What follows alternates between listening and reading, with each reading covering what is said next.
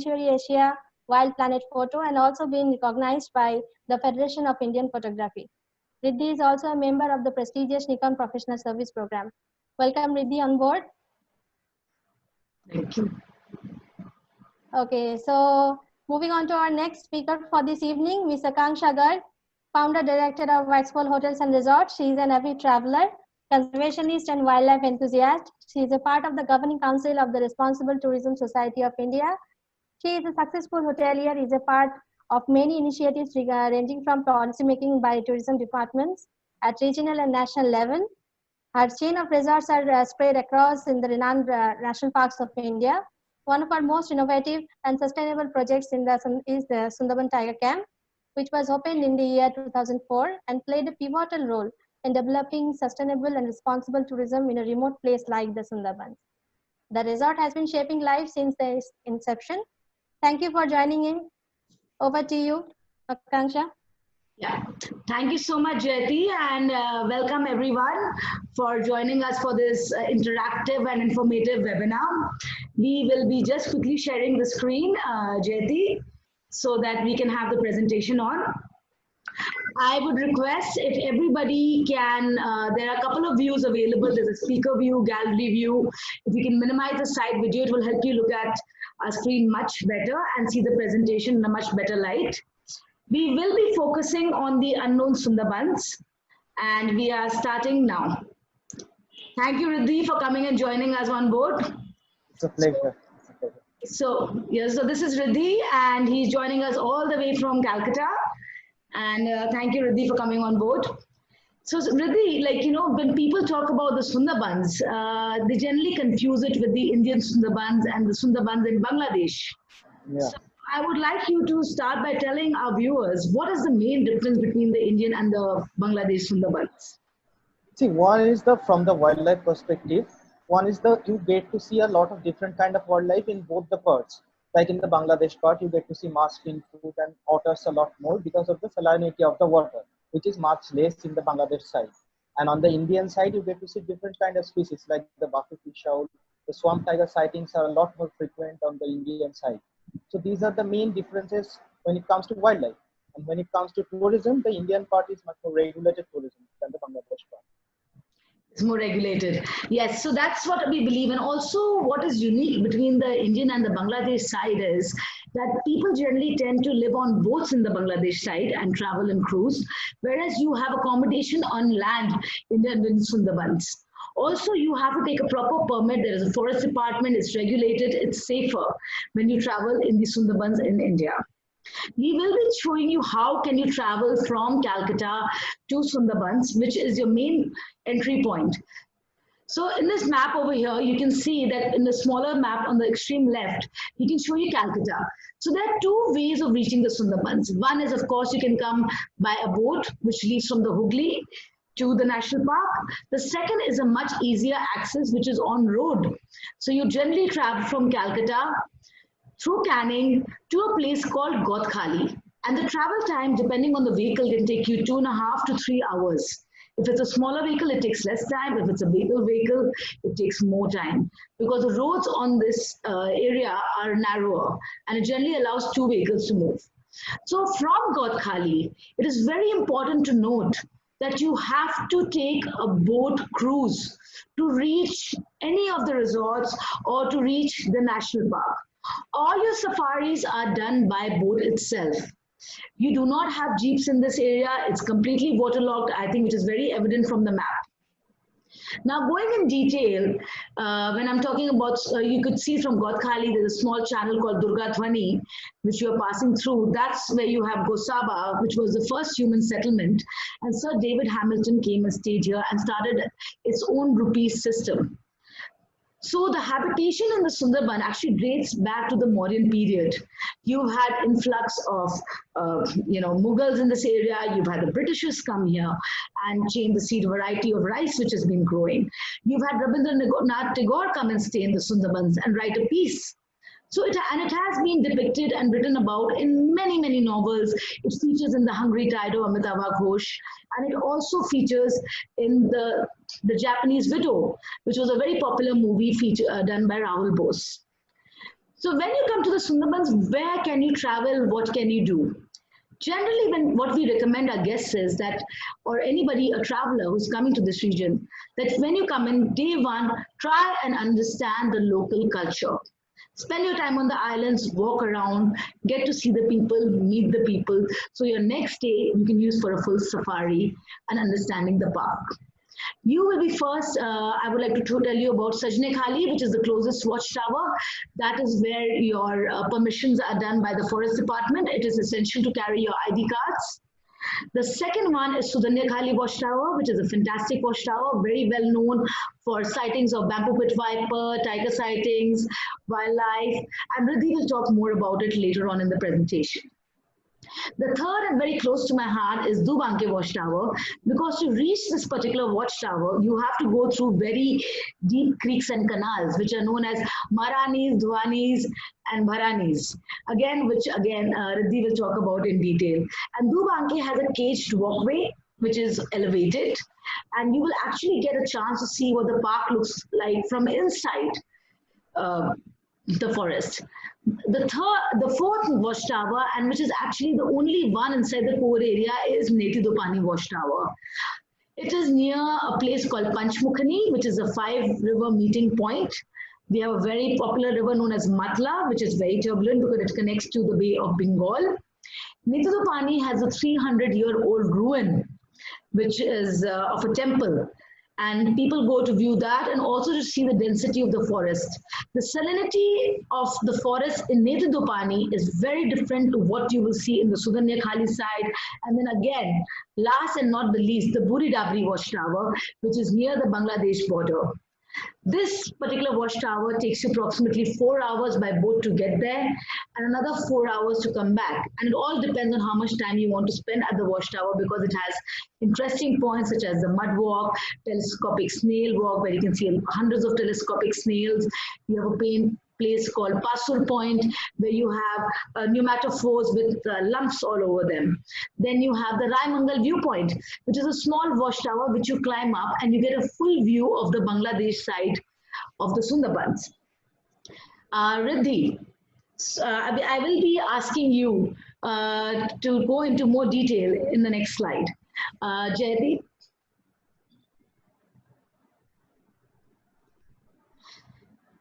So Sundarban is the world's largest mangrove forest with delta with tiger habitat.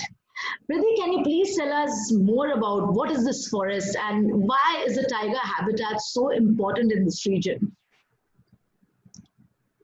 So the Sundarbans is a combination of 4 different things. It is a Project Tiger, it's a biosphere reserve, it's a World Heritage Site, and it's also a national park. So it's also a national park. Sorry, we lost you there, Riddhi. All over the coastline of India.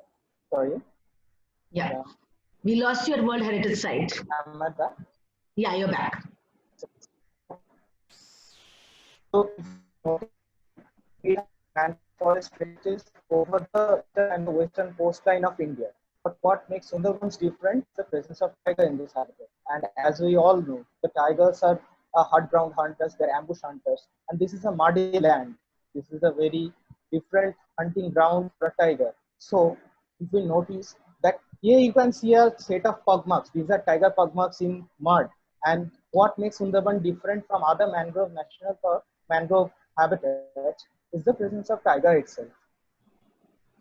Of tiger. I can also see that it has a very unique grass growing, because that's does this also have a different impact?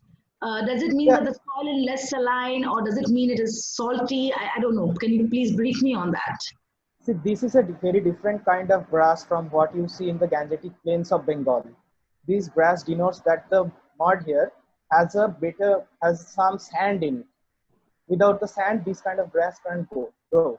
And the salinity level is also very less. Like in Indian parts of Sundarbans, the salinity level is higher than Bangladesh. It differs from 8 parts per thousand to 20 parts per thousand.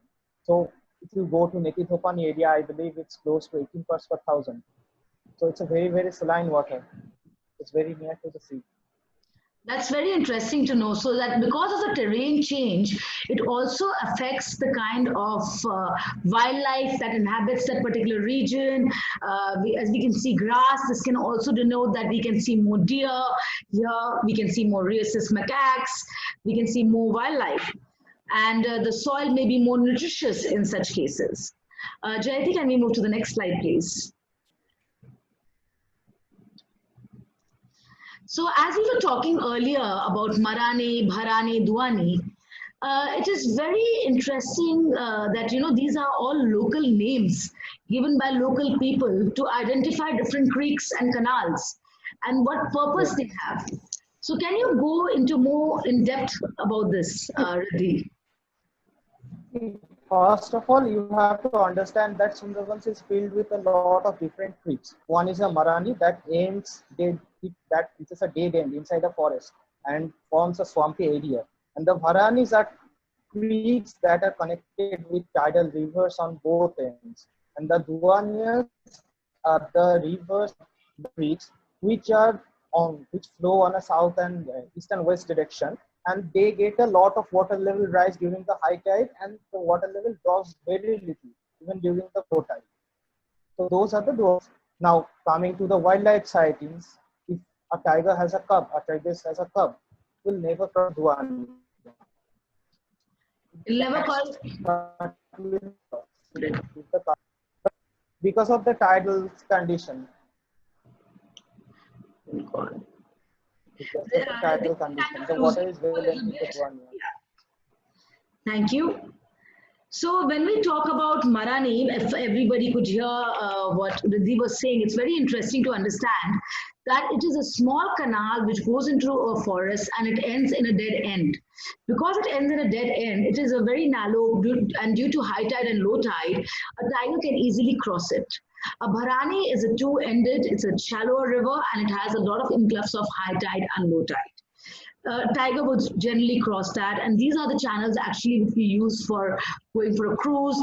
These are actually where you can see the wildlife, and Duanias are the wider rivers which are actually used for commercial transfer, where the fishing happens, where most of the tourist boats ply, and they generally flow from east to west, and it has a lot more traffic. On these, you generally don't see wildlife, and Duanias are also crossed by the tiger, but only and only if it is really necessary. You generally sight them when they are crossing a Bharani.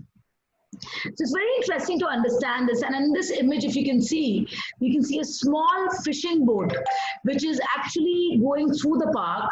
And these fishermen are actually returning after catching fish, and it's a sailboat. You have a very kind of sailboats in the park, and we will be talking more in detail about that. Jayati, can we have the next slide, please?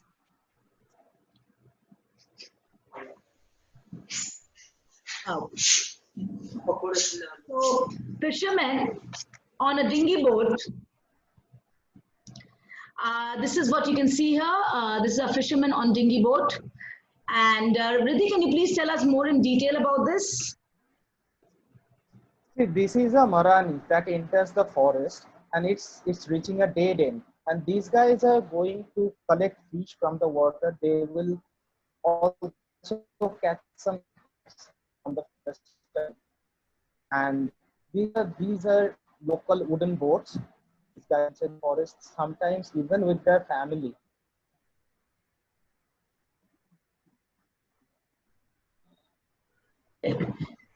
I think Riddhi is having some network connectivity, so I will just continue over here. So something which is very unique to the fishing in the Sundarbans is it is a part of the basic lifestyle. That is how these people earn their livelihood. So here you can see that the whole family generally enters into the park for either crab catching or catching fish, or maybe prawn seed collection. Here you can see a small lady throwing the net down. The husband is also throwing a net down. Another lady is actually rowing the boat, traveling inside this Marani. So if you can see inside this particular picture, you can see the embankment is quite wet. You can see the level from where the leaves are growing, and that actually gives a clear indication of what the high tide level and the low tide level happens in the park. It is also very interesting to note that Sundarban has high tide twice a day and low tide twice a day. And this tidal effect changes by half an hour on a daily basis. Can we have the next slide, please? So another thing when we look at from a photography perspective, or if you are trying to look at what kind of experiences can one get, you will see a lot of different types of boats here. So the one which we saw earlier was a fisherman's boat. The earlier one was a sailboat. Then we saw a hand-oared one. Here we can see on the left, which is in a black and white, is a tali nauka, or a cargo boat. So the cargo boat is generally used for transferring hay, bricks, any kind of raw material that people would need. And these have been used from ages for transferring, because this area, as you saw on the map earlier, is not connected by land. So how do you send things to the island? You use these big. So this is actually the truck in the village. On your right hand side, you can see a local taxi boat or like a local bus. This generally is used by the local people to commute from one island to the other island, and they work on fixed schedule. So when you're actually coming to Gautkhali, you will see different ghats are marked. One would be a launch ghat. So the launch ghat is from where the tourists or travelers or people who have rented bigger boats will be traveling, because the boats are bigger, they need more space. And on the other side is the ferry ghat, from where you will be having the local people commuting from one island to another. What is very interesting now is that, you have boats. Earlier it used to be one island connecting to the second island. Today you have a lot of these smaller boats connecting one island to many islands. And the ticket goes as cheap as 5 to 10 rupees. But the risk factor in using these boats as a traveler is that there aren't any safety protocols in place. The locals here are used to swimming in the river water, which are infested with crocodiles, sharks, and other razor-sharp fish. But you as a traveler, I would recommend that you always take a private boat to travel in. Can we have the next slide, please?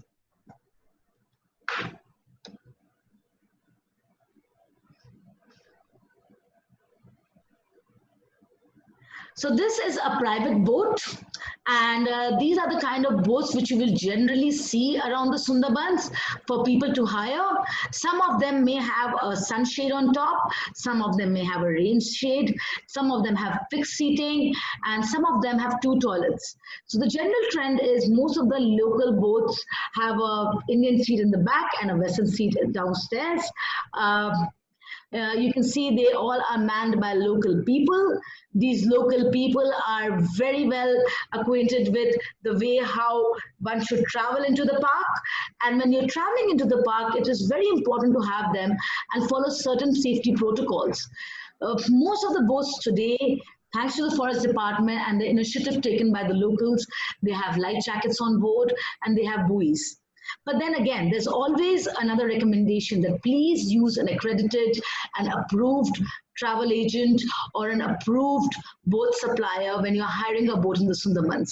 They can also range from 4-cylinder to 6-cylinder, which actually helps in speed. But there's one point I would like to mention here. When guests or travelers are coming to the Sundarbans, they generally, if they see a wildlife, they generally request, okay, let's go back, stop the engine. It is not allowed by the forest department to stop your engine. Most of the modern boats today have silencers.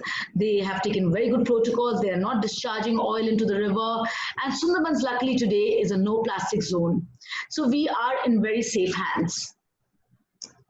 Do we have Riddhi back? Jayati? Yes, fantastic. Can we go to the next slide?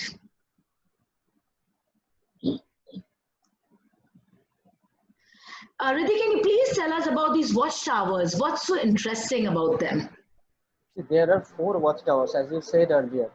We mostly go to 3 watchtowers for wildlife viewing. Sudhannakhali watchtower is one. We have a sweetwater pond there. There's very good bird life on that watchtower as well. And we get the sighting of a very good snake species. That is the red-tailed bamboo pig viper. Wow.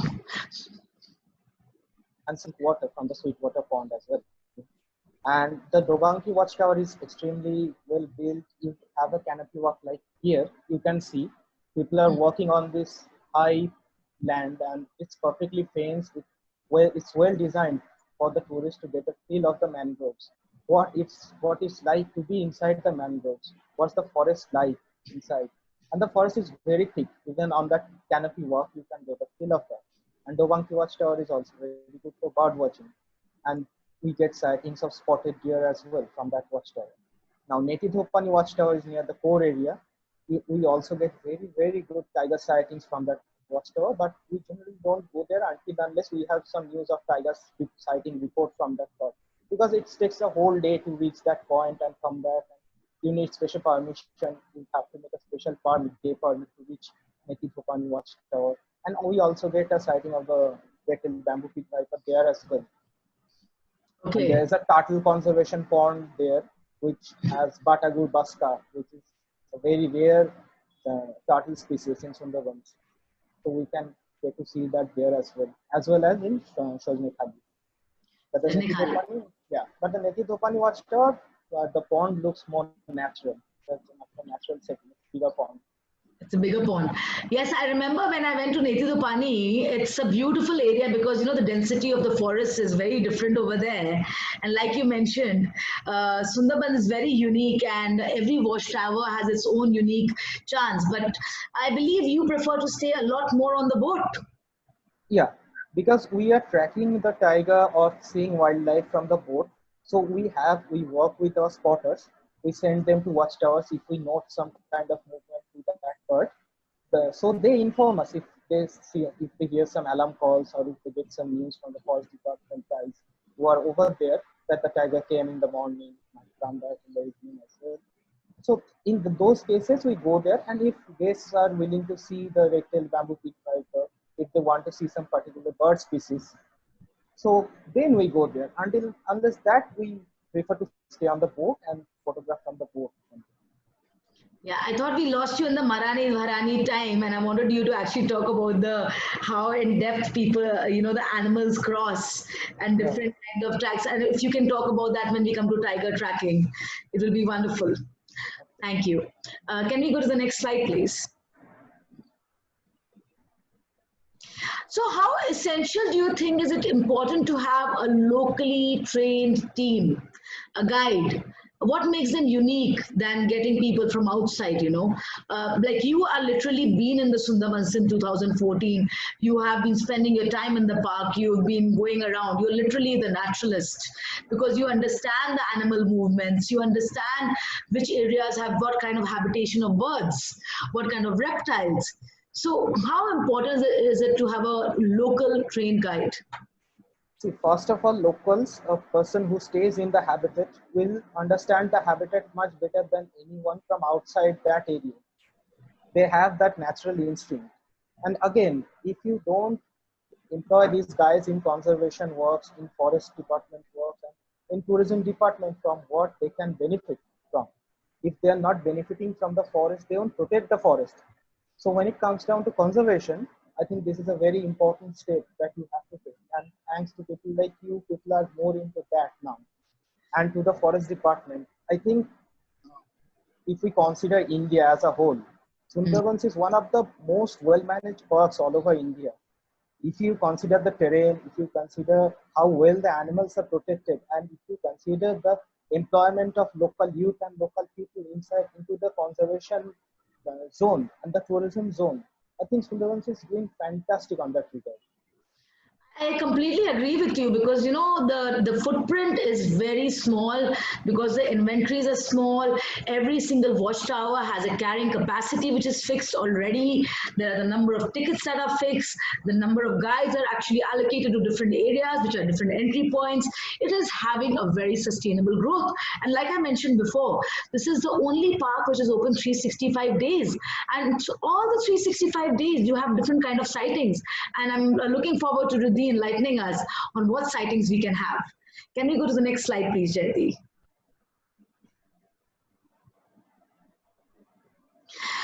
So can you tell me what is unique about the local culture, Riddhi? Because, I have been going to the Sundarbans from the time I was a teenager.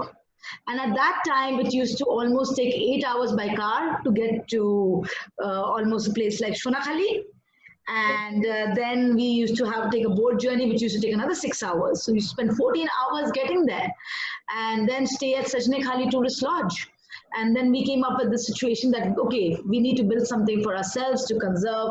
And in 2001, we came up with Sundarban Tiger Camp.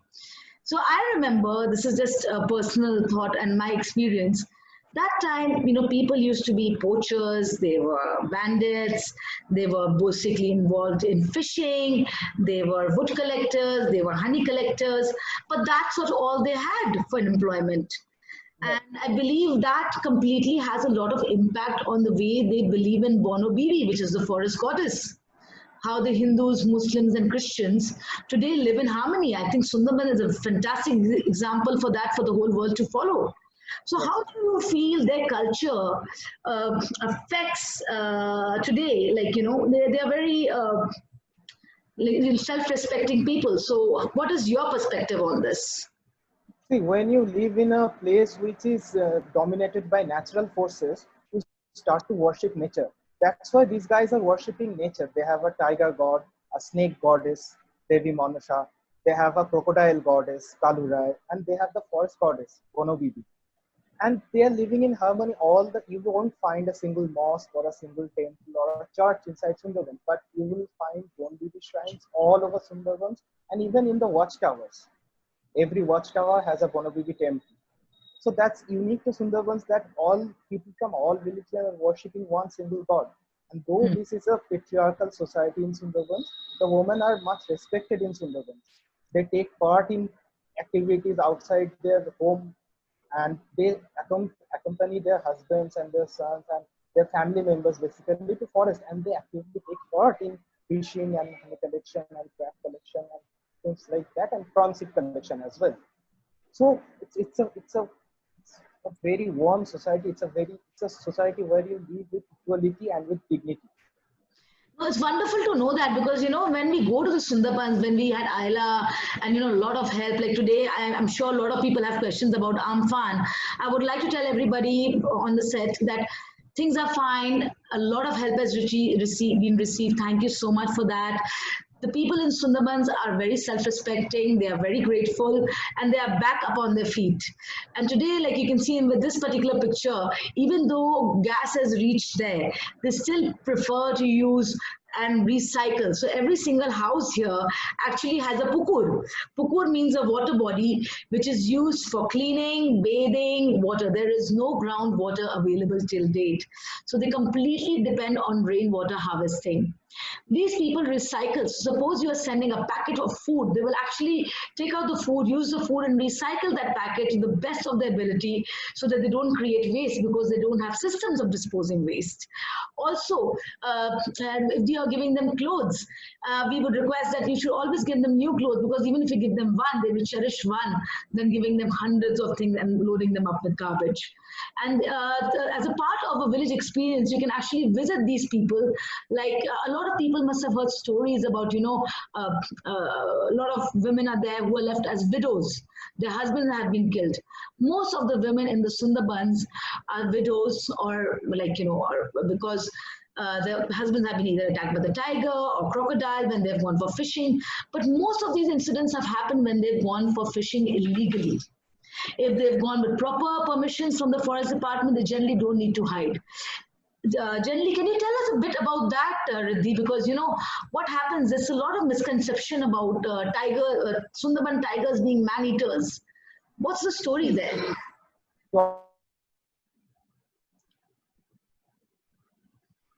That what is a man-eater? A man-eater is a tiger that hunts down human beings, that comes to the locality and takes away human beings. But these tigers are not coming to the villages to hunt down human beings. Once the guys are inside the forest, this is a pure case of human-animal conflict, where the tiger is in its habitat and people are entering it. So conflicts are bound to happen.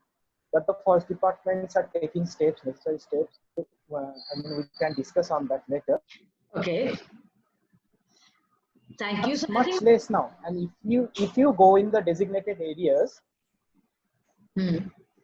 if you go in the designated areas, there are no chances of this conflict, because the forest department arranged those areas for fishing and honey collection like that. So they have secured zone. That's wonderful to know.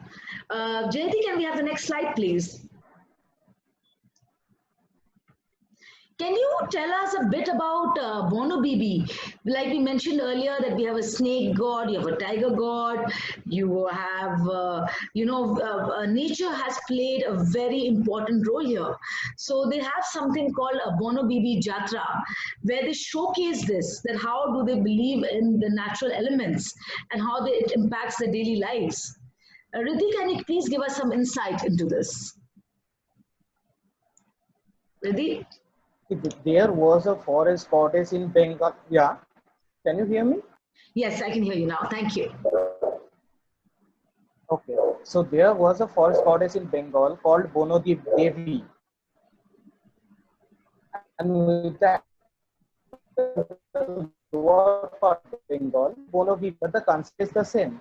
It's a young woman, a young widow woman, and she is the protector of the people from the land. If we see the Sundarbans is a maze of islands and rivers.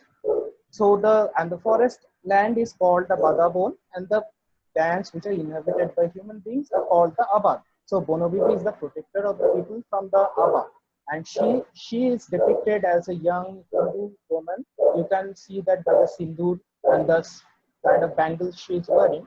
And again, you can see some men who are standing in Islamic dresses. You can denote that from their cap. They are the hardly said. So again, this goes to show how harmonious among the Hindu and the Islamic culture. Okay. I think somebody's mic is on. If you can please have it off. Thank you. Can you go to the next slide, Jay?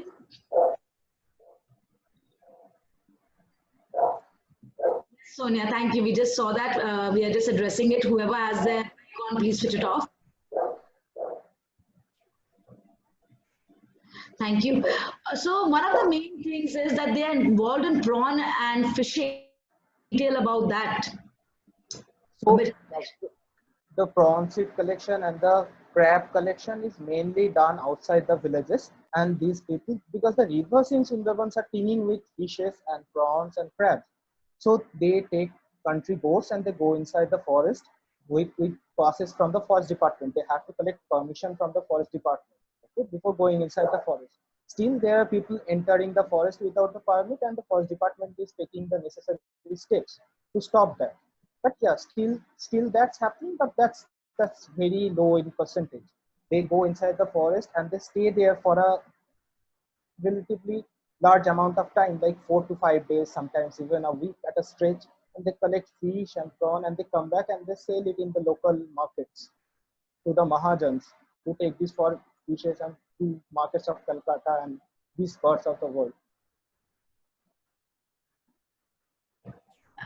Fantastic, thank you. Can you tell us a little bit about honey collection?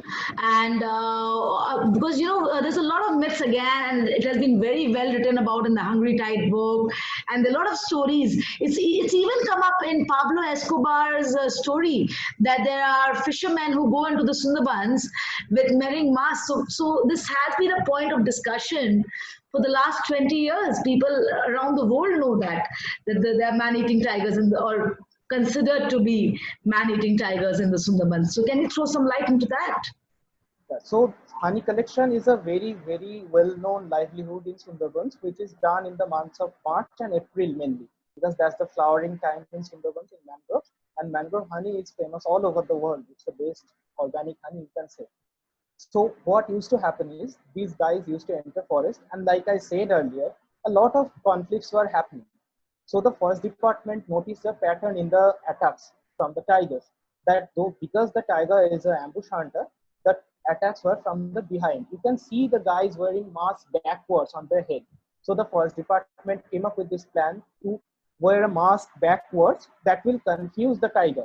The tiger will think that the people have eyes on both sides. So it really confused those guys, the tigers, and the conflict incidents really came down, and now it's almost non-existent in Sundarbans.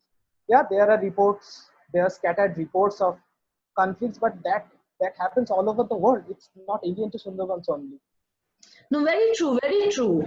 And I like the whole fact that, you know, that they actually get permission, and we have this special honey bee called the Apis dorsata coming to make these beehives, which are really big, and you actually at some places have multiple beehives. And again, if we talk about in America, our honey is famous as swamp honey. Yeah. And And it's, I'd like to plug in one more thing. These people please. respect nature so much that whenever they go to collect honey inside the forest, they leave some part of the beehive behind so that the bees can come back and build again a hive on that. So these guys are fully respectful to the nature. From where they're getting something, they give something back as well. That is very good to know, because I generally what I've seen about honey collectors is if they go, they try to get it all. They never leave anything behind. So it's a fantastic. So it's something like I could say. Can I say this, that it's responsibility and sustainability is ingrained within the locals. They understand this as a basic of livelihood, that they have to respect nature to survive. The people who are closer to nature, they always have been like that. Now we are coming away and away from nature and natural resources. We are more dependent on electricity and modern amenities like this. So we in the way somehow we lost that respect. I think we have a lot to learn from these guys, and we have to respect them for what Thank they're you. doing.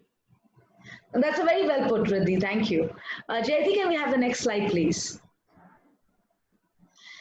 We've spoken a lot about man-animal conflict.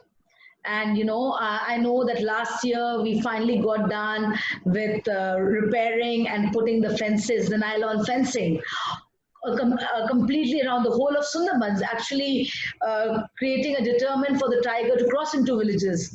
And it was only crossing into the village to get lambs or maybe chickens or so on, not never for attacking a human being. No. So, what is your thought process on this man-animal conflict? Are the people, locals, do they want to kill the tiger, or do they respect them? Do they feel safe? See, because of this man-animal conflict thing in Sundarbans, it's been going on for long. But people never say that we will kill the tiger, we will poach the tiger, we will put poison in the food, in the carcass. The tiger is not loved here, but it's respected. It's not hated, but it's feared. Because when a tiger comes into your village, you will never want that a tiger to come inside your village. Likewise, you will never want to go inside a tiger habitat. You will never want a tiger in your house. So if a tiger is coming even to pick up a cattle or eat something, there are chances of conflict. So the first department, what they did is they put a nylon fencing around the forest. It's if you think properly, it's nothing for a tiger, an animal as powerful as a tiger, to break that. But it's a mental barrier for a tiger. So the tigers are not crossing, no wild animals are coming. See, if the men are, you have all sorts of men in villages, right? Not Right. all are into conservation. There will be some bad chickens in the box. Right? so if a deer comes into the village, Right. so who will take the responsibility, right? So Right. those things are not happening. Plus, what is happening is because these people are now into conservation, some are into the first department, some are working as guides, some are working as naturalists, most of them are working with the boat tourism culture, like the boatmen, the crew, the cook, and people are working in resorts like your resort as well. I believe all the people are locals. They're all So locals, they are yes. getting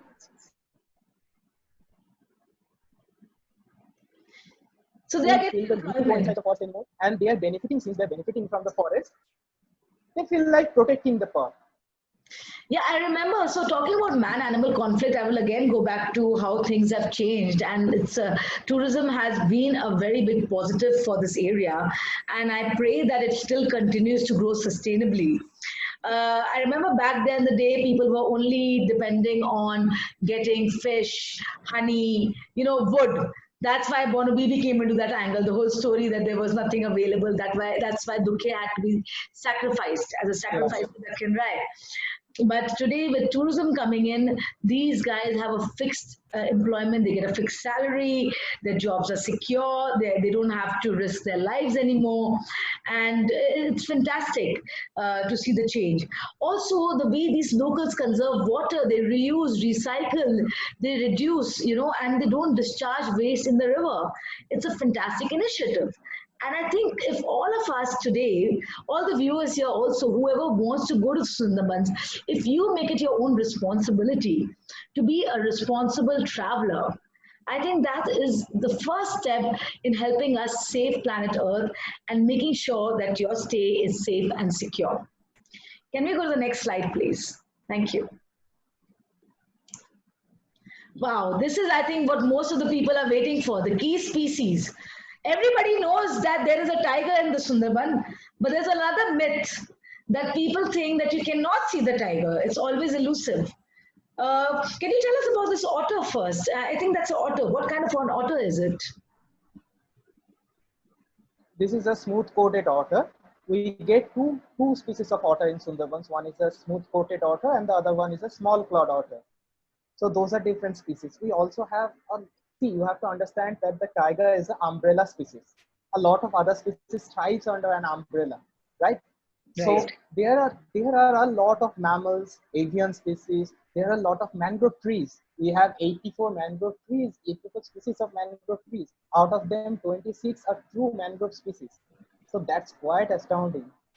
Wow, that's fantastic. And I can see it's like just crawling and creeping away. So what else can we see here? Other than sorry. Yeah, I had myself muted. So other than the otter, what else can you see in the Sundarbans? What are the other key species? See, there, apart from the tiger is the only large cat you find here, but there are 3 species of lesser cats as well. Like the jungle cat is most commonly seen in Sundarbans, mostly in the winter months from October till March.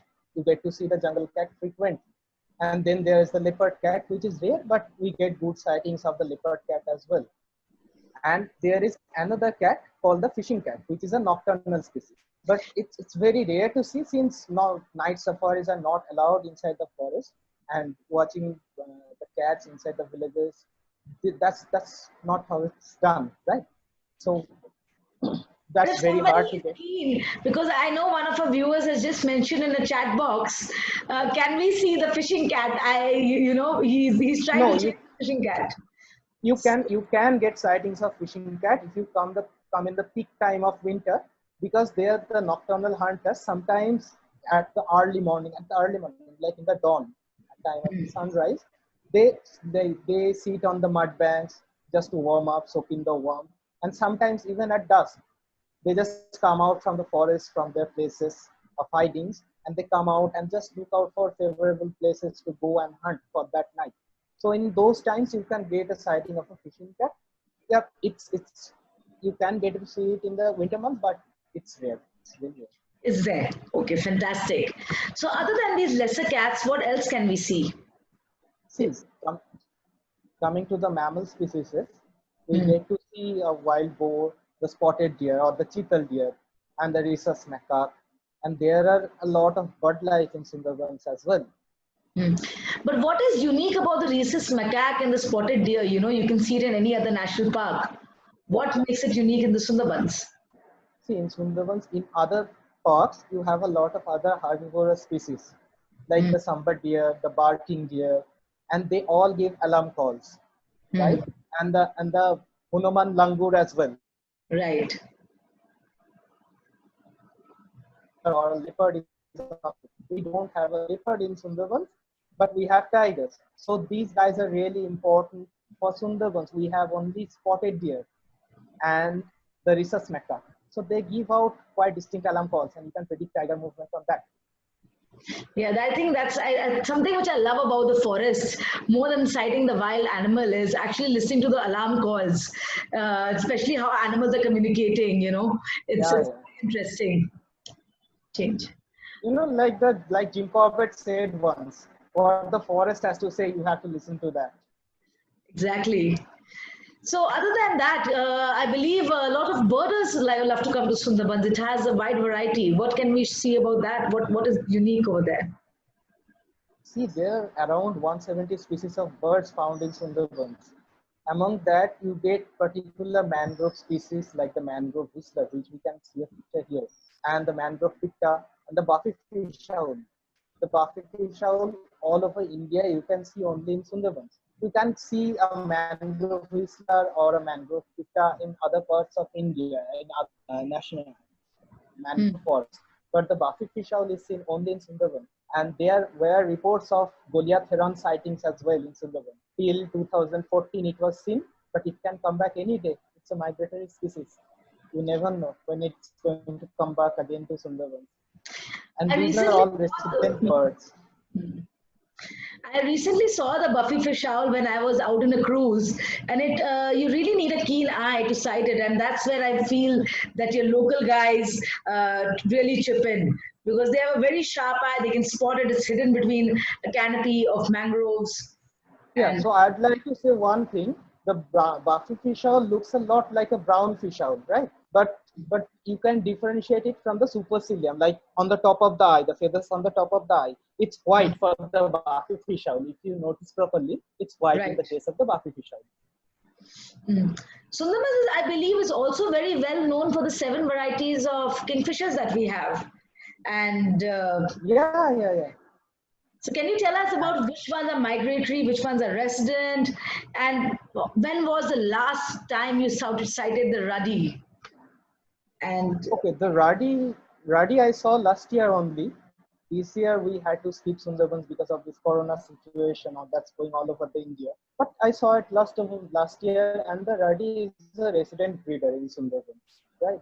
But its mating season is in the monsoon. That time they give a very distinct mating call. You can follow that call and you can get a sighting. And the black cap and the brown winged kingfisher, they are migratory kingfishers. They come in the winter months. You can get to see them from say around September to still March in Sundarban. The pollard is a local resident, and the white-footed, the common, and the pied, they are local residents. They are very commonly in Sundarban. Yeah, and I believe a lot of people actually confuse the brown winged and the ruddy because the color distinction is very slight. So what would be, how would you distinguish the ruddy and the brown? What would you say is the main difference between them? First of all, they have a very different call. Okay. And just by seeing, if you look properly, the ruddy's wings, they are very much of this reddish tint, and the brown winged kingfisher is more on the orangish side.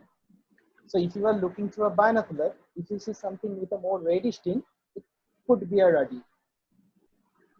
Okay. And size differences as well. Size difference is also there. So have you had any good, that's good to know about the avifauna. It's quite vast. Of course, we have a lot of waders, we have a lot of swamp birds.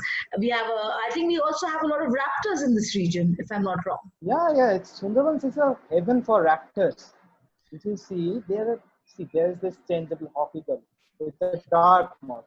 The common morph is fairly common all over India, but the dark morph, it's particular to Sundarbans, and we get frequent sightings of that particular bird. The white-bellied sea eagle is a very large bird, very powerful raptor. The peregrine falcon, the fastest flying bird in the world. The osprey is a eagle-like bird, also very large in size, seen pretty commonly all over the world, but you get to see that in Sundarbans as well. Then you have the crested serpent eagle, which is also an eagle. It's a very, very large size eagle, almost as big as a state eagle. Some individuals get that big. And among the smaller raptors, you have shikra, you have oriental hobby, and among the other eagle species, you have buzzard species, you have oriental honey buzzard. There are also other raptors in Sundarban. So it's a very distinct raptor photography zone for photographers who are willing to photograph raptors. So when would you recommend that people come to see this, the raptors? Because I believe there is a very big fan following for the raptors as well. Winter. I will suggest winter. October till February. October to February. Okay. So we kind of covered the mammals, we've covered the birds, we've covered the raptors, we've covered the kingfisher.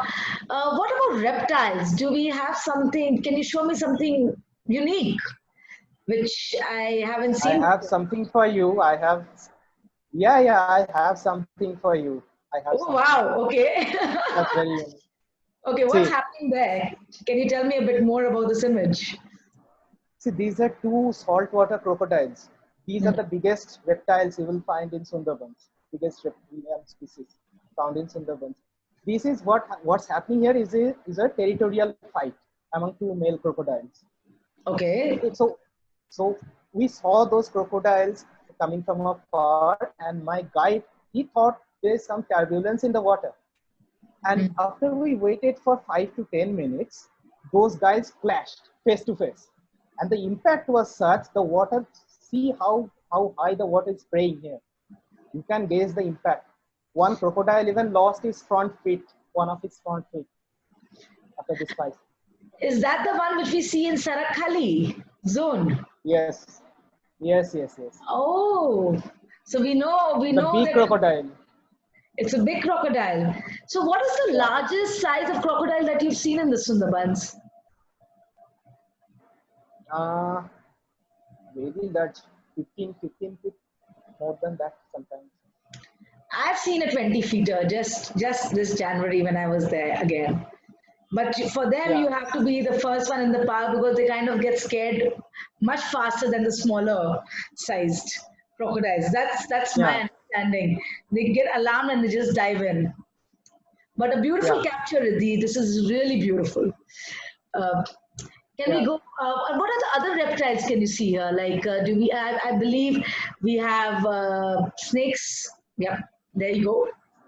Can you tell us about the Yeah, snakes? we have snakes.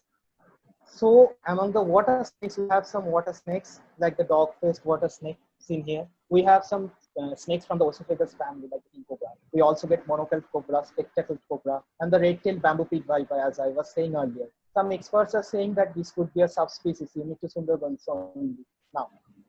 And we also get to see other snakes like the ornamental snake, the checkered keelback, the common keelback. And in the village side, we also get to see Russell's viper, which is a very venomous snake. Okay.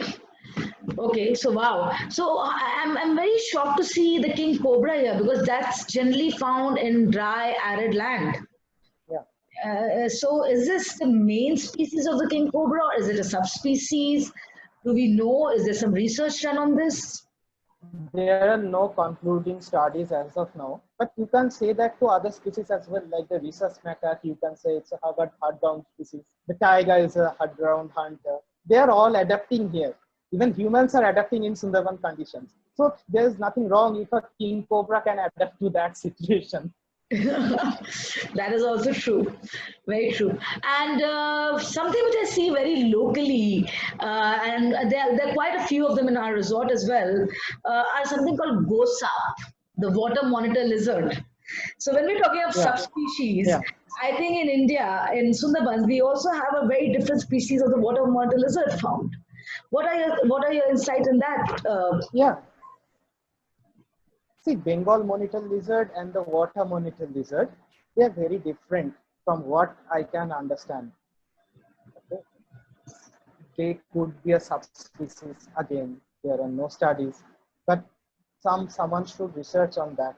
And you can see the water monitor lizard fairly commonly in Sundarban. Sometimes you can get to see them on the mud bank. Sometimes during the high tide, they take a refuge on the trees. And sometimes you can see, like here, they are entering a nest to eat eggs and chicks of birds. So that's also another kind of sighting you can get in Sundarban.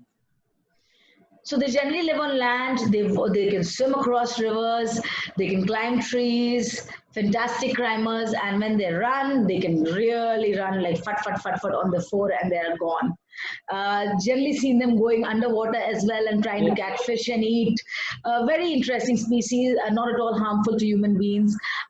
According to my No. understanding, being going to parks for almost 35 years now, uh, no animal really wants to hurt you until and unless you yourself are not a threat to it. So if as long as we let them be, I'm sure they will also let us be in peace and harmony. Can we go to the next slide, please? Oh, Ravati dolphin. I actually wanted to ask you something very interesting on this, Riddhi. There was a research going on till very recently about the Ravati dolphin. And I believe because of this lockdown, we have again increased sighting in the Panchmukhani area. So, what are the other species you can find of dolphins in this area? You get to see Gangetic dolphins in the Hooghly River, but not in Sundarbans. These are sweetwater dolphins. In Sundarbans part, you get to see Iravathi dolphins only. The tourism zone we travel in, you get to see only Iravathi dolphins. And you can see other marine life as well, like the jellyfish, the hermit crabs, the horseshoe crabs, red fiddler crabs. Horseshoe crab and red fiddler crab. Okay. So, what is very unique about the fiddler crab? I've heard the stories that once it loses its claw, the other one apparently glows back. Yeah. Can you tell us how that happens? That's just their characteristic nature. If one loses a claw, which happens quite frequently in Sundarbans, because of they're always fighting. If you see them on the mud bank, these guys are like MMA fighters. They're always fight. Yeah, they're always fighting. They're always up for a fight. It will take on any opponent. They will go for a fight, and in that process, they lose a claw. And it's a protection system, and it's a weapon of a crab. Right? So if one is lost, the other one will grow. It's a very interesting thing. And I believe you get them in three colors: the red color, yellow color, and the blue color fiddler crabs found in this region. And I think now we are ready to talk about the most elusive of all. Let's bring in a big cat. The mystical and the not so elusive, the swamp tiger. We have a beautiful picture taken by the previous forest department head and the BCCF Sundarban Biosphere Reserve, Mr. Pradeep Vyas. He has been a very active forest ranger, and today Riddhi is going to talk about this beautiful animal, this beautiful cat, and take us through his journey. Now, completely over to you, Riddhi. You're in charge. First of all, I'd like to people like Mr. Vyas for giving us this opportunity to get to see those animals. Because if they were not protecting those animals with all their sweat and blood and everything, these species would have been gone. The conservation would have half-hearted, and people like them, they restored the place. They made it what it is today. So coming to the swamp tigers, this is a very interesting thing now we are going to discuss. Like, first of all, why swamp tigers? Why not Bengal tigers or like normal tigers? Because they live in a very different kind of habitat than other tigers. They live on a swampy land, swampy terrain. They are expert swimmers. They can cross any river if necessary. They will hunt in this situation. They will propagate in this condition. And yeah, they have the best adaptability I have seen. Because for such a large cat to adapt in this condition with little crevice, it's really unique to them. And coming to the bodily aspects of a swamp tiger, you will see a much orangish coat in the swamp tiger. See, like here. By the way, this tiger is crossing a Morani here. This tiger is crossing a Morani here. This creek ends on a dead end and forms a swampy area inside the forest. See, the mud is so deep here. The tiger is still floating like a butterfly through the mud. Because of this hard terrain, the Sundarban tigers are not as bulky as in other parts in the world, in India, like in Ranthambore, suppose. They are not as bulky. You will get to see every muscle. If you see a swamp tiger, you can notice every muscle moving in its body. And it's a complete myth that swamp tigers are smaller in size. Right? I have seen pretty large individuals like this tiger here. This is a male tiger. This is a pretty large individual. It can put to shame any Bandhavgarh tiger. But because of this masculine and muscular body, you may get tricked by their appearance, and you may think that these are smaller tigers. But the head profile is little smaller than the dwarf tigers, suppose. And these tigers are expert hunters. They can hunt in this situation. Here you can see. This is the watchtower you were talking about, the Wanki. Yes. This is just near the entry point of the Wanki. You can see a nylon net behind the tiger. It's laid by the forest department. So the tiger is not crossing the nylon net. It picked up a chital deer fawn and it's carrying it inside the mist. We got to see that tiger same time during the evening as well. We waited near the island. You can't drop the anchor of the boat inside the forest, or you can't stop the engine. So we kept moving outside the island. We set our spotters accordingly, and at the evening, the tiger crossed a Dhanani, you can say. It's called Dhanar Khal. You know that Khal. Yeah. Dhanar Khal, this tiger crossed. Yeah. Yeah. So this is a beautiful capture. It's got this misty intrigue, and you can see it's carrying a deer. You can see that the forest door is just opening. I think it's a beautiful capture, and this picture really depicts what Sundarban has: the grass, the mangroves, the security with the net, and its own ecosystem. It's beautiful. So how do you trace, when we talk a lot about photography, a lot of people who come, they are different kind of specialists. Of course, you always customize travel for them. Birders will go to the early mornings to the forest, to certain areas where you have a population of birds living, or maybe to the village side, depending on what species different groups are looking for. Yeah. What is the basics for tiger tracking? How do you really do that? See, in Sundarbans, tiger sightings happen in two ways. Okay.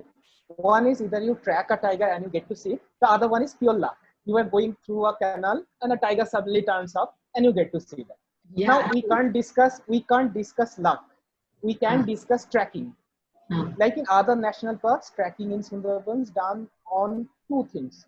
One is pug marks, noticing the pug marks and understanding how fresh or old it is. What's the direction of the movement, because tigers and other large cats, they have a very distinct movement pattern. They will move in a certain way. They will take a certain route, cross the islands from a certain crossing points. And if you know one individual in particular and know the crossing points from where the tigers cross, you can just go and wait there. Keep a safe distance, respect the tigers, don't interrupt with their behavior. From a distance, you can see the tiger crossing. And sometimes the tigers come out on the mud banks to patrol their area or to hunt, or sometimes to cross the river. And sometimes they come to watchtowers to drink water. Both accordingly and wait. And sometimes there are alarm calls, like I said earlier, from the rhesus macaque and the spotted deer. So that also gives us a pretty good lead about the movement of the tiger. And understanding pug marks in Sundarbans is very different than other parks. Like in a Bandhavgarh, you will get distinct pug marks for tiger. But because of the terrain here, the pug marks differs. If it's a very deep, muddy bank, the pug marks will look like a hole punched into the mud. And for the untrained eye, it's very hard to differentiate between a crab hole and a tiger, a pug mark. But from the experience we have, we can differentiate that. On a sandy bank, the pug mark will look like a proper pug mark. Yeah, like here we can see this is a sandy bank. This is way more near the Bay of Bengal where this picture was taken. And the one which you had shown was actually much more above, near Dubanke. And it was sandy. We could see there's a mix of silt plus sand on the ground. So it was not as clear. It did look like a hole has been punched in. Or maybe a human or a fisherman has gone in. You really do need a keen eye. That's clear, yes. Hello? And another thing we employ is spotter team that we have started doing. Like we pay 3 or 4 other tourist boats. They take proper permission from the forest department, like the tourism boats. They go inside the forest. Sometimes they carry tourists with them if they have a tour. Or sometimes they don't. Even if they don't have a tour, they go inside the forest. They check for pug marks in other parts. Like if we are searching in one zone, if 3 boats go to 3 different zones, we are already ahead of the game. And paid information is always better than relying on other people calling you, right? To get that I know. That is experience. So that way. Yeah. Especially for people who are actually traveling from around the world and coming to such a unique ecosystem. I understand, you know, when they come and say ki oh Pench mein tiger dikh gaya, yahan tiger dikh gaya. So when people come and tell me, can you guarantee a tiger sighting? I'm like, listen, go to the zoo. There's a better chance. Because Sundaban, as you said, is all about tracking and it's all about luck. So we are giving an option of tracking here of how they can go about it. But what is very interesting is that we have a lot of photographers coming to Sundarbans. And photography from the boat is not the same as you take from hard ground. Like from a jeep safari, where you can switch off the jeep, there is no vibration, you can get a clear shot. Your pictures which we have seen are very clear and we constantly have current going in the river. So what are your tips and tricks for photography from the boat? See, to understand Sundarbans, you have to understand that we can't stop the boat's engine once we are inside the forest, no matter what. And we can't drop the anchor. So the boat is constantly moving back and forth, and with the tide, it will like, do some kind of movement. We can put the boat on a neutral gear, which we do. By the way, our boat has three kinds of gears. One which goes front, one which takes it back, and one is neutral. If you put the boat on a neutral, it will somehow keep it a still point, but still it's moving. It's not like a gypsy or putting on foot. So it's not advisable to shoot from a truck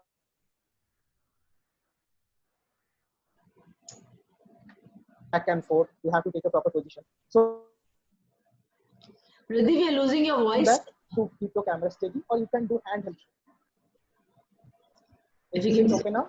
now it's okay. Just keep it closer to you. Yeah, thank you.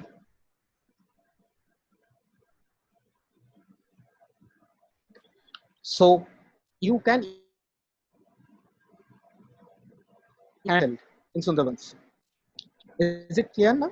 The voice? Yeah, now it's clear. Yeah. Okay. And coming to the equipment part, you need a telephoto in Sundarbans. From 300 millimeter to 800 millimeter. The more, the better. But 300 at minimum. Because of course you're taking all your pictures in the safari from a boat, from a distance. That's also a safety factor here which we have to consider, because the tigers can jump onto the boat. So you have different kind of railings. As you can see, the boats are always a little higher. You have a lot of variety available. And it all, like Riddhi said, it all depends on getting a knowledgeable team in place. A safari boat, that means your driver, your team. I think, Riddhi, can you tell me, why is it very important to have a good driver, like a good boatman for photography? See, in Sundarbans, sometimes inside a narrow creek, you have to position the boat in a certain way to give to get a particular angle. Right? Only a good boatman can maneuver a big boat like that. Sometimes there are other tourist boats, so you have to maintain a proper guideline, and you are still looking for the best picture among the group, right? Otherwise, your pictures will be like other tourists. So, what's Yeah. the point in hiring a specialist group? That way, and plus the boatman should have a proper understanding of light, how photographers are shooting, what's their experience level is, how well they can shoot, how far they can go, and things like that. And plus the boatman is in the base position to see the forest. He is on the upper position than most of the people because of the boat seat and the cabin. So he is also a very good, he has to be a very good spotter that way. And if he can't spot a tiger, he can't show you a tiger, right? Mm. That is true.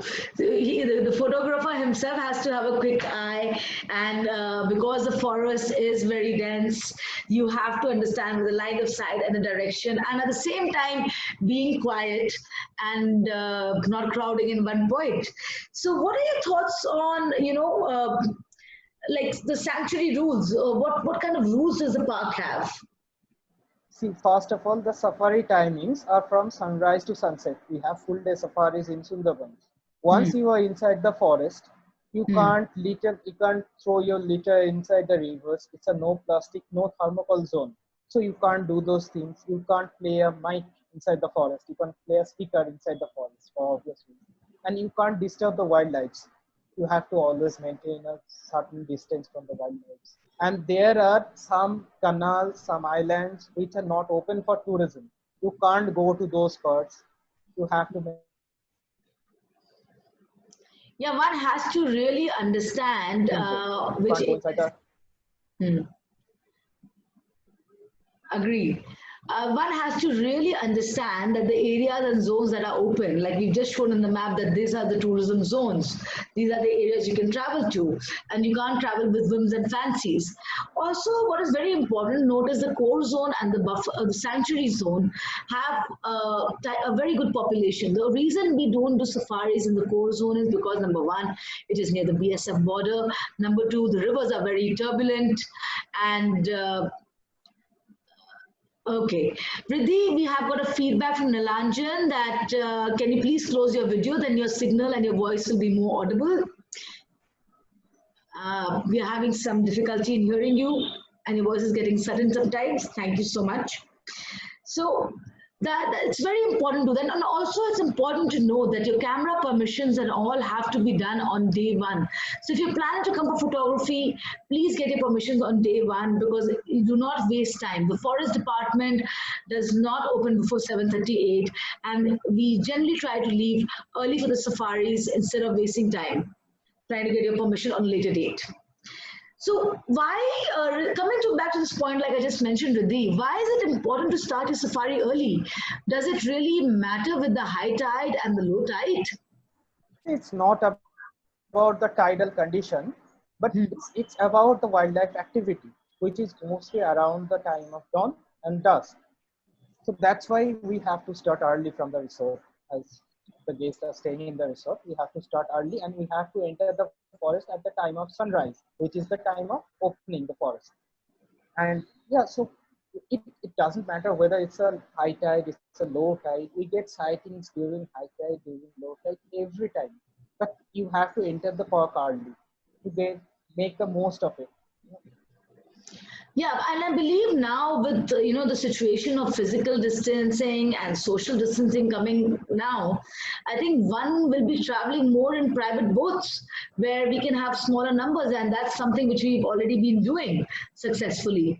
So can you talk about why should it be a smaller group? Like, what's your perspective as a person, as a photographer, or a person who's going to the park very often?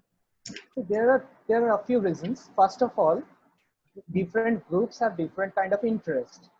Right? Some groups are interested in seeing birds. Some groups are interested in seeing the tiger. Some groups are interested in seeing maybe lesser cats. Right? So if you mix those groups, their interest will collide and you can't concentrate on the group's interest. That's number one. Number two is because of this condition now, we have to do small numbers. We have decreased the capacity, so we can take much more people on the boat. We are not doing that. And plus the flow of tourism, if you are doing exclusive tours, that means more tours, right? 2 tours instead of 1. So as a tourist, you are also patrolling the forest. You are actively taking part in conservation. Plus it gets a lot of money flow, economical flow among the locals. That's actually very important. This is something which is actually helping them in conservation again. It's helping in employment, and it helps in trickling down of the funds which you're paying to all different villages and different islands. Now, when we come to that, what are the important things? Sundarbans is a very remote region, and a lot of people are traveling from to Calcutta, and it's 5 hours away. Like someone was asking on the chat, how much time? The whole journey today takes you approximately maximum 5 hours. That's a 2.5 to 3 hours by road and 1.5 hours by boat to reach the place where you're staying. That can be the resort. We're talking specifically about Sundarban Tiger Camp at the Upper Island, and we would request that you please carry your things, be it your lens cover, your important medication. Please try and carry earth color clothes because it's more comfortable. Carry cotton because it's a humid area, and carry your umbrella when you're coming during the rains. Carry your sunshades, your cap, and definitely carry your IDs. There is no you are not allowed to enter the park without submitting a government approved ID with picture and a proper address. That means no PAN cards are allowed. Also, at the same time, I would tell you that if you're traveling and if you have any meal requests, anything which you need specifically, you may be allergic, let wherever you are staying, let them know in advance so they can plan. And coming to a place where you can stay, I would like to just shortly talk about our place. Thank you, Riddhi, for giving us great insight on Sundarbans. Sundarban Tiger Camp is the first property which was privately owned, and it's the only legal resort in the whole of Sundarbans other than the government lodge. It started as a passion by my father and myself when we were traveling to the park to see the wildlife. I used to actually stay in Sajni Khali Wildlife Sanctuary at the Tiger Park, and it was a fantastic experience. Till date, what is very unique is our island has no supply of fresh water, so we are completely running on rainwater harvesting. This is something which we've been doing since 2001. Our property has been running with generators and solars since 2001 as well. Last year, we've got electric poles, but with very limited electric supply. But something which comes along with us, with staying with us, is you get uninterrupted service, electricity, we can customize your meals, and 95% of our staff are local. I will quickly show you one image. If you can also see in this one, we have fencing all around, we have CCTV camera, we have proper protocols in place for your safety, and our team are all ex-poachers, ex-bandits, and the locals from the village area in and around Dayapur Island. I will quickly take you through, show you the rooms, what we have, kind of accommodation, and then we will get down to the question and answer session.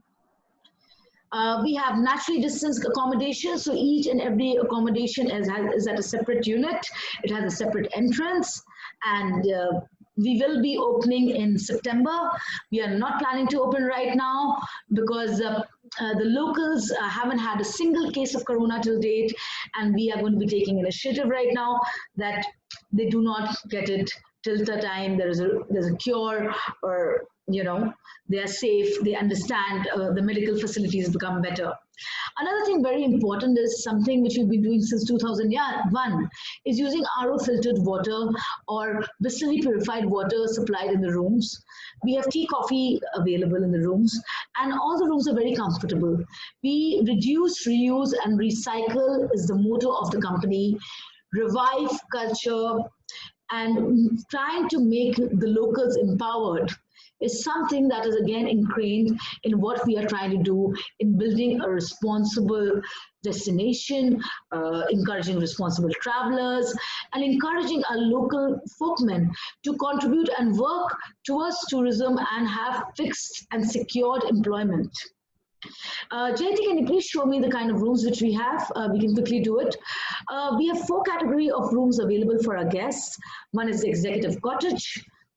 These have twin beds. Executive rooms have twin beds. We have a deluxe mud cottage, which is completely constructed by mud and is one of the first constructions which we had back in 2004. The AC deluxe hut is more for families. It's triple occupancy, and if you can see with the picture, all the bed and all the furniture has been locally crafted and sourced. We have window ACs in the room. We are not using split air conditioners because being such a remote location, in case something gets spoiled, it can immediately be fixed. Can we have the next slide, please? You have a lot of activities. So Riddhi, or will be, if you are going for a safari with a team or with Riddhi on board, you'll be gone from the morning, from sunrise to sunset. We also have activities planned for you post that. So you can do maybe catch and release when you're doing fishing. You can go early morning into the bird walk. So Sundarban Tiger Camp actually has 256 varieties of birds which are migratory and resident visiting the resort, because we have organic trees and fruit trees planted, and they're only for the wildlife. We are supporting the Adivasis by encouraging them to do Adivasi dance. We encourage the local fishermen and the boat singer by doing dinghy boat rides, which can be done right after the village walk experience. Guests can rent a cycle and go and cycle around the island. They can go to the Dayapur village for a walk experience, or if you want to just enjoy a sundowner. So if you can see the last picture, which is small, we have Harida. He's one of the first people who started working with us back in 1999. And today he's a barman and he can do service. He can row the boat. He's a multitasker. And he runs the bar for you. We are the only one with a bar on the boat and a bar on the resort as well. Now we will be, thank you so much, and we will now take in any questions if you have posted. And yeah, thank you. So thank you so much to Riddhi and Akanksha for showing a greater picture of Sundarban. So now we'll be taking our question and answer session. First, we have a question from Mr. Varun Mathur that he is asking. I'm getting quite a few queries for fishing cat. What would you recommend for that? So I think Riddhi is the person who can answer this well. Riddhi, can you please take over? Okay, so for the fishing cat thing, you have to come in, I will suggest December and January. I'll suggest December and January. Then there is a good chance of sighting the fishing cat at around dawn and dusk. Okay, thank you so much. And secondly, I think Radhi Kingfisher question is already answered. That Right. when it was spotted last time. So any questions were coming in? Let me just check the chat box once if we are having anyone. Okay.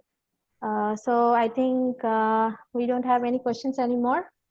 So we are almost at the end of our session. So anyone want to have any questions, so they can ask right One now. question, if you can please type in your questions. And there is a question by Claudia. You just walk across the walkway, I presume you'd like to have time to rest there for some time to observe the forest. Under COVID, is the use limited to certain number of people in a time slot? So Claudia, currently because of COVID, you're not allowed to go into the watchtowers. This is as per the forest department rules right now. The forest is opening from the 15th. But as I just mentioned, we are not starting operations till the 15th of March, when we hope that COVID is more under control and we have answers or solutions available. We really don't want to infect the local populace. And if anybody else has any questions. So we have a question from Kanishka Mitra. By when will Sundarban open? What are the precautions taken? So we, as a property, I tell you from the park has said that you cannot cut down at the watchtowers. You have to stay on the boat. Most of the boats have toilets of different types, Indian and Western. They have liquid or washable soap which you can use. The capacity of the boat have also been reduced, so you can have social or physical distancing will be better put in the boat itself. For us at the resort at Sundarban Tiger Camp, we are actually manufacturers of wax balls, so we have disinfecting protocols, we have made SOPs. We are not going to be doing any village interaction activities till Corona is controlled, because we do not want to infect the local populace. Even if the Adibasi dancers are coming, they will be coming to the property, they will be doing the dance, there will be a physical distance maintained, the area will be completely sanitized at regular intervals, and then they will leave. For example, for our tiger interactions, where you get a chance to meet tiger attack victims, again, the interaction will happen from a distance of at least 9 feet. So we have another question from Mr. Navneet Arora. We don't get much options of visiting all 4 watchtowers. Why don't we get much options? No, you do get options of visiting all the 4 watchtowers, Navneet. The challenge is depending on the number of days you have in hand. What is very important is, see, on the day one which you're coming, if you get your documentation, a team generally goes and gets your permission done for your next 2 days or 3 days to different watchtowers and comes back. So you're ready to move at the sign of daylight. In a day, it is practical to do 2 watchtowers easily, or maximum 3. So you can combine, say, Sajne Khali. Jayati, can you please open the map section? It will help people to visually see it. Sure. Yeah.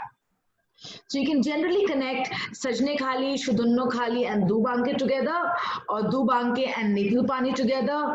Or I generally don't recommend Jhor Khali because there is a tiger park there. There isn't much sighting. It's more for local populace for picnic. It's more like a picnic center.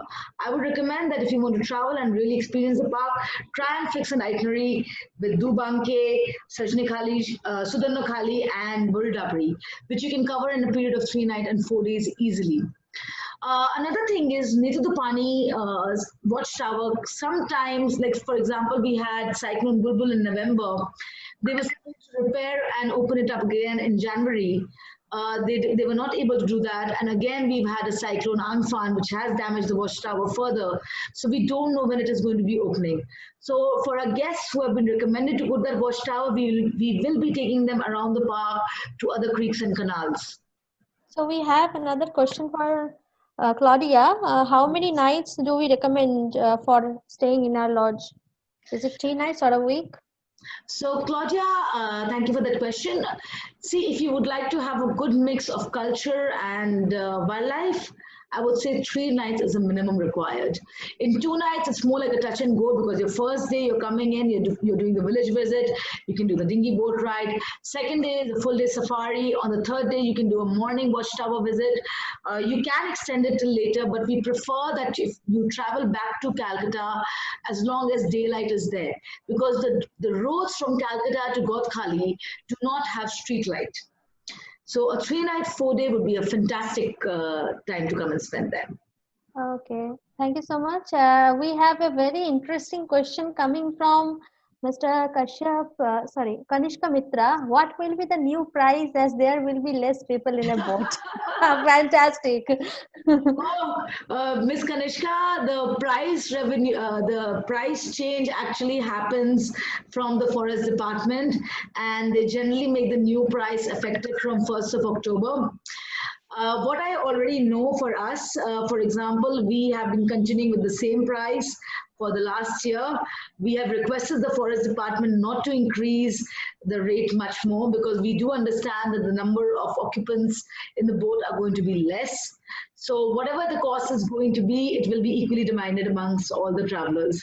I think that would be the best way forward, and we will get to know more and more as we are going more towards, clearance. But generally, right now, it costs approximately around 9,000 to 10,000, 10,500, depending on the speed of the boat. This includes your boat costs, it includes your permissions, it includes your meals on the boat, and so on. But again, every operator has their own pricing. You can also get a boat for 4,000, but then the safety protocols may not be in place for that. Thank you so much. We have a question for Riddhi now. There is any problem faced during photography in any of your tour? Can you share any story for the photo enthusiast? It's coming from Mr. Nilanjan Basu to Riddhi. Okay. Hi, Nilanjan. That's a nice question. As on a personal note, I have never faced any problem for photographing in Sundarbans. But I have seen guests struggling with their autofocus and things like that, because it's a different habitat. You have to follow a different set of rules in Sundarbans, as I said earlier. So it takes a bit of time, like half an hour, 1 hour, and generally I double up as the photography mentor as well in those cases. So I guide them accordingly, that you need to do this, you need to set your shutter speed in this way, you need to put your ISO in this way, autofocus in this way, stand here, do this, do that, things like that. Basically I have to babysit some people who are just trying out photography, so they find it quite amusing to come to a park with completely different set of skills needed for the park. And sometimes we have worked with experienced photographers, with filmmakers, and they are better than me, so I learn from them as well. So we get all those kind of things. Great. Thank you so much, Riddhi, for sharing your thoughts. So we have another interesting question coming from Mr. Navneet Arora. He is saying that there is going to be a COVID tourism tax in near future. Thank you, Navneet. Unfortunately, I'm not from the government and I'm not aware of the COVID tax. I think we are taxed enough. If anybody from the government is here, sincere request. I think you should waive off income tax and property tax and road tax and so on for the next 1 year. We all have been under tremendous pressure, especially the tourism business, especially the locals. I don't think we need another tax on top of all this. Yeah. Great. So, last 2 questions. Yeah. We have Mr. Nilanjan Basu asking Akanksha, Sundarban in 1 word. What would you say? It's fantastic. My favorite place. So fantastic. In another 1 word, incredible. In another 1 word, mysterious. So if you want to combine them all together, fantastic, still incredible, and still mysterious. So, So thank you so much. We have come into at the end of our journey till now. So it was a great webinar about Sundarbans. I think all of our attendees have known some of the greatest fact of the about this I would mysterious like to lands. add one thing here, please. Yeah, sure. I would like to thank all the attendees for joining us today and learning a lot about the Sundarbans.